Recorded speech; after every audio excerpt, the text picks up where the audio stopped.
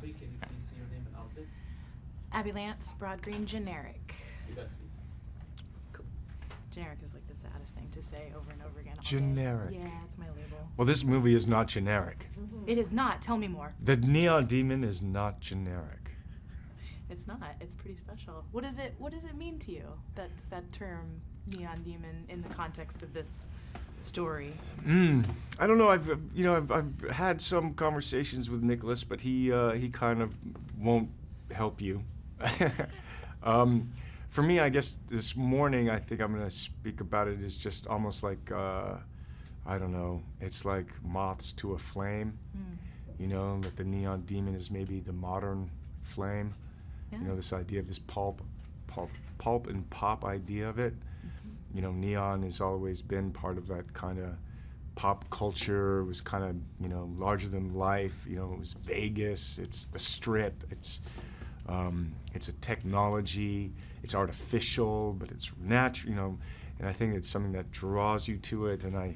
So I'm going to say that that's my riff on the Neon Demon today. That's a good one. It draws you to it, but also, if you Has touch no it, heat. Well, it has heat, but it also makes a sound. But yeah. yeah, so I'd riff on that, the Neon Demon. Yeah, all right. And maybe I think there's a depiction, I guess, if, you know, what is the demon, you know, and oftentimes story-wise, that's the seductor, right, or it's the evil part or the dark side, or and I think that there's something being explored in that in the picture. There are, like, virtually every character could be sort of slot into that demon category, I think. Like, they're very real people, but they're also, like, not really great people. Yeah, right. But I don't know. I mean, but when the movie holds the mirror up, it's not like we don't see ourselves in it, you know? Yeah.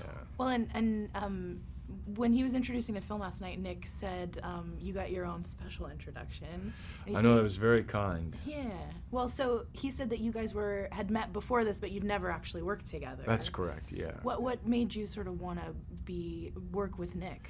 You know, I love Refn's movies. You know, I've loved them, you know, since I've seen them. You know, when I first was introduced, I guess maybe the first one was Pusher. Or it might have been Bronson. Yeah, anyway, so, yeah, I mean, I love his, I'm gonna call it cinema. I love Nicholas's movies.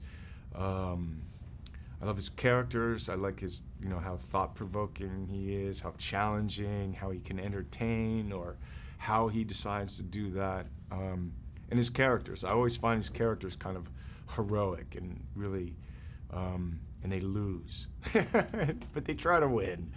But, you know, and he deals with a lot of what's on the inside and outside, you know, how the person is perceived from a culture around them, and how they're trying to move in that, survive in it, or succeed in it. And I think the Neon Demon definitely falls into that.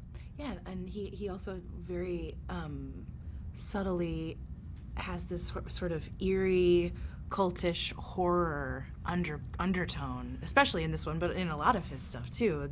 Yeah, I mean, he's you know, I'm gonna call him a cinema purist. Yeah, because he allows a lot, you know, of the frame. He gives you cues and you can kind of follow the characters, but he also leaves a lot of space oftentimes, especially in this picture, where you're just left looking at people, you know, and he's using juxtapositions of editing and images and sound, and yeah,